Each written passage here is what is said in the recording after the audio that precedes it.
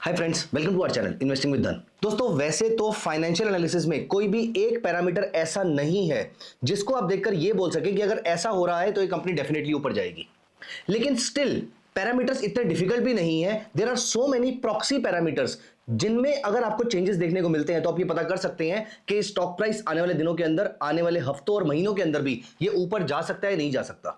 दोस्तों, वैसे तो there are hundreds of parameters in fundamental analysis, in financial analysis, in the company analysis, लेकिन एक पैरामीटर ऐसा है जिसमें बहुत बड़ा कॉन्फिडेंस मिलता है मुझे, और अगर इस पैरामीटर में कोई चेंज होता है तो मैं डेफिनेटली स्टॉक प्राइस के ऊपर जाता हूं। अब यहां पर मैं बाकी पैरामीटर्स को भी स्टडी कर सकता हूं या नहीं कर सकता, यह पैरामीटर अपने आप में सफिशिएंट है। अगर इस पैरामीटर में एक बड़ा चेंज होता है तो मैं इस पैरामीटर के बेसिस पे भी कंपनी परचेस कर लेता हूं, लेकिन अगर इस पैरामीटर में छोटा चेंज होता है तो मैं किसी और पैरामीटर को साथ में ऐड कर लेता हूं, यह कंफर्मेशन लेने के लिए कि स्टॉक प्राइस ऊपर जाएगा या नहीं जाएगा आने वाले कुछ हफ्तों और महीनों के अंदर। दोस्तों, तो कौन सा है पैरामीटर, आइए मैं आपको समझाता हूं। मैंने बहुत सारी हाइप पहले ही क्रिएट कर दी है, लेकिन let me tell you one thing, this parameter is worth the hype. चलिए आप मुझे बताइए, आप किसी कंपनी के क्या लगते हैं। फॉर एग्जाम्पल, आप किसी भी कंपनी का शेयर होल्ड करते हैं तो आप उसके क्या हुए, आप उसके शेयर होल्डर हुए। अब ये कंपनी किसको बिलोंग करती है? क्या ये कंपनी प्रमोटर को बिलोंग करती है, फाउंडर को बिलोंग करती है, एम्प्लॉइज को बिलोंग करती है, मैनेजिंग डायरेक्टर को बिलोंग करती है, बोर्ड ऑफ डायरेक्टर को बिलोंग करती है, या फिर किसी और को बिलोंग करती है? आप मुझे अभी के अभी कमेंट से बताइए। दोस्तों, ये कंपनी इनमें से किसी को भी बिलोंग नहीं करती है, ये कंपनी बिलोंग करती है शेयर होल्डर्स को। हाँ, इसमें से प्रमोटर एक सबसे बड़ा शेयर होल्डर होता है, फाउंडर भी एक बड़ा शेयर होल्डर हो सकता है, कुछ एम्प्लॉइज भी शेयर होल्डर हो सकते हैं, स्टेक होल्डर्स भी बहुत सारे शेयर होल्डर हो सकते हैं, और बोर्ड के कुछ मेंबर्स के पास भी शेयर्स हो सकते हैं। तो इन अ वे ये कंपनी हम सबकी है, लेकिन अगर टेक्निकली बोला जाए तो ये किसी एक एंटिटी को बिलोंग करती है और उस एंटिटी का नाम है शेयर होल्डर। अब दोस्तों, कंपनी ने शेयर होल्डर के लिए क्या किया? अगर कंपनी ने शेयर होल्डर के लिए कुछ अच्छा किया तो स्टॉक प्राइस ऊपर जाएगा, और कंपनी ने शेयर होल्डर के लिए अगर कुछ अच्छा नहीं किया, कुछ बुरा किया, कुछ बुरा नहीं भी किया, फिर भी अगर कुछ अच्छा नहीं किया तो शेयर प्राइस नीचे चला जाएगा। नीचे क्यों चला जाएगा? क्योंकि अगर कंपनी ने कुछ भी अच्छा नहीं किया तो महंगाई तो बढ़ी रही है। अब अगर ये पैसे मैं आपको ना देता, इस पैसे को मैं सिर्फ एफडी में डाल देता, गोल्ड परचेस कर लेता, लिक्विड म्यूचुअल फंड परचेस कर लेता, तब भी ये पैसा कुछ तो रिटर्न जनरेट करता। लेकिन अगर आपने मेरे लिए कोई रिटर्न जनरेट नहीं किया तो इन अ वे आपने मेरे लिए नॉमिनली नेगेटिव रिटर्न जनरेट किया है। अब यहां पर कैसे पता लगाया जाए कि कंपनी ने शेयर होल्डर के लिए क्या किया? दोस्तों, एक बहुत ही सिंपल सी कैलकुलेशन है, एक बहुत ही सिंपल सा पैरामीटर है जो आपको यह बता देगा कि कंपनी ने शेयर होल्डर के लिए क्या किया। देखिए, कंपनी की कहानी शुरू होती है इनकम स्टेटमेंट से, इनकम स्टेटमेंट की कहानी शुरू होती है रेवेन्यू से, रेवेन्यू के बाद आती है डायरेक्ट कॉस्ट, रेवेन्यू में से डायरेक्ट कॉस्ट माइनस कर देंगे, बच जाएगा ग्रॉस प्रॉफिट। आप मुझे बताइए, इस ग्रॉस प्रॉफिट पे पहला राइट किसका है? दोस्तों, इस ग्रॉस प्रॉफिट में से पहले एम्प्लॉइज को सैलरी मिलेगी। इसका मतलब ग्रॉस प्रॉफिट पे पहला अधिकार काइंड ऑफ, सिर्फ कहने के लिए, ये अधिकार काइंड ऑफ एम्प्लॉइज का हो जाता है, क्योंकि यहां से एम्प्लॉय को सैलरी मिलने वाली है। इसमें से हम selling, general, administrative expenses, employee cost सब कुछ माइनस कर देते हैं तो बच जाता है ईबिटडा। ईबिटडा में से डी और ए, डेप्रिसिएशन और एमोर्टाइजेशन माइनस कर देते हैं तो बच जाता है ईबीआईटी। अब मुझे बताइए, ईबीआईटी पे राइट किसका है? ईबीआईटी में से, ऑपरेटिंग प्रॉफिट में से पहले पैसा किसको मिलता है? दोस्तों, ऑपरेटिंग प्रॉफिट में से पहले पैसा मिलता है क्रेडिटर्स को, क्योंकि यहां से इंटरेस्ट पेमेंट करी जाएगी। ईबीआईटी में से इंटरेस्ट एक्सपेंस माइनस होगा तो बच जाएगा ईबीटी। अब यहां पर जो ईबीटी आ गया, ईबीटी में से आपका टैक्स माइनस होगा और बच जाएगा पीएटी, प्रॉफिट आफ्टर टैक्स। अब आप मुझे बताइए, ये प्रॉफिट आफ्टर टैक्स किसको बिलोंग करता है? दोस्तों, ये बिलोंग करता है कंप्लीटली शेयर होल्डर्स को। या तो ये डिविडेंड की फॉर्म में आपके पास आएगा, या फिर ये वापस कंपनी के अंदर चला जाएगा और एक्विजिशंस करने के काम आएगा, और बाकी सारी चीजों के काम आ सकता है। वो ज्यादा इंपॉर्टेंट नहीं है अभी के लिए। अभी के लिए हमारे काम की चीज सिर्फ इतनी सी है कि पैट एम्प्लॉय को बिलोंग करता है। अब दोस्तों, this entire PAT minus preferred dividend, तो बच गया सारा पैसा जो कॉमन शेयर होल्डर को बिलोंग करता है। कॉमन शेयर होल्डर को जो पैसा बिलोंग करता है, इसको आप टोटल नंबर ऑफ शेयर से डिवाइड कर दोगे तो बच जाएगा अर्निंग पर शेयर, क्योंकि जितना भी नेट प्रॉफिट बचा इसमें से आपने प्रेफर्ड डिविडेंड वालों को माइनस कर दिया, निकाल दिया, तो बच गया कॉमन वाला पैसा। कॉमन शेयर होल्डर्स का जो पैसा था उसको divide by total number of common shares कर देंगे तो बन जाएगा ईपीएस, अर्निंग पर शेयर। दोस्तों, अर्निंग पर शेयर, ईपीएस का मतलब होता है कि एक शेयर होल्डर ने कितना पैसा कमाया एक शेयर होल्ड करने पर, what is earning per share. अब आप मुझे बताइए, ये नंबर ज्यादा होगा अच्छी बात है, या कम होगा तो अच्छी बात है? At the same time absolute number बहुत ज्यादा मैटर नहीं करता है। आप ये नहीं कह सकते कि इस कंपनी का ईपीएस 100 रुपए है और इस कंपनी का ईपीएस 1000 रुपए है तो 1000 रुपए वाली कंपनी अच्छी है। नहीं, आपको ये नहीं पता है कि इसका शेयर कितना महंगा है। इसीलिए ईपीएस को किसी और कंपनी से कंपेयर नहीं कर सकते हैं। एक कंपनी के ईपीएस को दूसरी कंपनी के ईपीएस से कंपेयर नहीं कर सकते हैं, लेकिन एक कंपनी के ईपीएस का टाइम सीरीज एनालिसिस कर सकते हैं। लास्ट टू लास्ट ईयर कैसा ईपीएस था, लास्ट ईयर कैसा ईपीएस था, इस साल कैसा ईपीएस है। दोस्तों, अगर कंपनी आपके लिए ईपीएस बढ़ाती जा रही है, इसका मतलब कंपनी पर शेयर आपके लिए ज्यादा अर्निंग करती जा रही है। एक शेयर जो लास्ट ईयर तक 100 रुपए कमा रहा था, इस साल वो एक शेयर 102 रुपए कमा रहा है, अगले साल वो एक शेयर 105 रुपए कमा रहा है, उसके अगले साल वो एक शेयर 110 रुपए कमा रहा है। ये तो बहुत अच्छी बात है, राइट दोस्तों। One most commonly rule that a fundamental analyst mostly follows is that increase in EPS is generally not necessarily is generally accompanied with the increase in the stock price।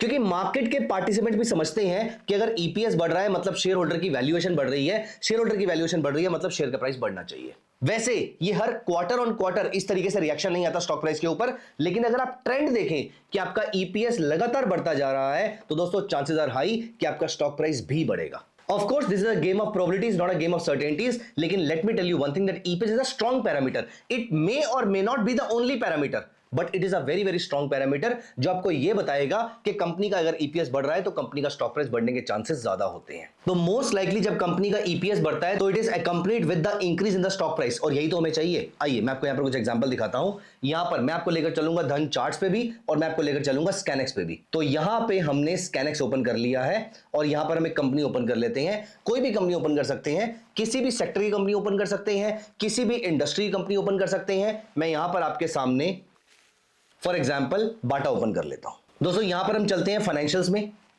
और फाइनेंशियल्स में आपको यहां पर EPS देखने को मिल जाएगा। तो दोस्तों आप यहां पर अगर नोटिस करें तो जून 2024 तक तो ईपीएस सही चल रहा था, रादर बढ़ भी रहा था, लेकिन ऑल ऑफ अ सडन कुछ ऐसा हुआ कि ईपीएस क्रैश कर गया। तो जून 2024 के बाद, मतलब जिसके रिजल्ट्स हमारे पास जुलाई के आसपास आए होंगे, तो जुलाई 2024 से लेकर आप उसके बाद नोटिस कीजिए ईपीएस पूरे तरीके से क्रैश कर गया, रादर ईपीएस 1/3 के आसपास रह गया। अब आप यहां पर नोटिस कीजिए, हम चलते हैं चार्ट्स पे बाटा के और हम चलते हैं जून 2024, तो 30 जून की जगह हम 31 जुलाई पे चलते हैं। 31 जुलाई 2024 यहां तक आपका रिजल्ट आ चुका होगा। अब उसके बाद अगर आप नोटिस कीजिए, अब आप नोटिस कीजिए यहां पर आपको लग रहा है कि मार्केट नीचे जा रही है। दोस्तों इंडिया के ऑलमोस्ट सारे स्टॉक्स इस समय अपना ऑल टाइम हाई मार रहे थे। ये देखिए, ये है जुलाई 2024। मैं आपको निफ्टी का चार्ट दिखाता हूं। निफ्टी में जुलाई 2024 में अगर हम चलें तो दोस्तों ये है जुलाई 2024। उसके बाद निफ्टी इटसेल्फ यहां से अप्रॉक्सीमेटली 5% ऊपर गई है। बैंकिंग शेयर्स ऊपर गए हैं, आईटी ऊपर गया है, रियल्टी ऊपर गया है, कंज्यूमर गुड्स ऊपर गया है, सब कुछ ऊपर गया है, लेकिन यहां पर बाटा ऊपर नहीं गया है क्योंकि उसका ईपीएस पूरे तरीके से क्रैश कर गया। और उसके बाद आप नोटिस कीजिए आज की रेट में the stock is down by 34%, क्योंकि 13 रुपीस के ईपीएस से 4 रुपए के आसपास का ईपीएस आ गया है। इसके बाद मैं बोलता हूं सितंबर के बाद तो चलो ये मान लेते हैं कि मार्केट जनरल डाउन ट्रेंड में है, लेकिन यहां पर तो इंडिया की markets all time high hit कर रही थी, लेकिन बाटा के शेयर ने ऑल टाइम हाई हिट नहीं किया क्योंकि ईपीएस से जितने भी शेयर होल्डर थे ईपीएस के गिरने से बहुत ज्यादा नाराज थे और यहां पर उन्होंने स्टॉक को बेचा। आइए कुछ और एग्जांपल्स देखते हैं। यहां पर हम चलते हैं एक कंपनी जिसके बारे में बहुत सारे लोग उस समय बात कर रहे थे, सोलार इंडस्ट्री। एक कंपनी जिसका मैं यहां पर स्पेसिफिक एग्जांपल लेना चाहूंगा आपको दिखाने के लिए कि किस तरीके से ये पैरामीटर इतना ज्यादा इंपॉर्टेंट है।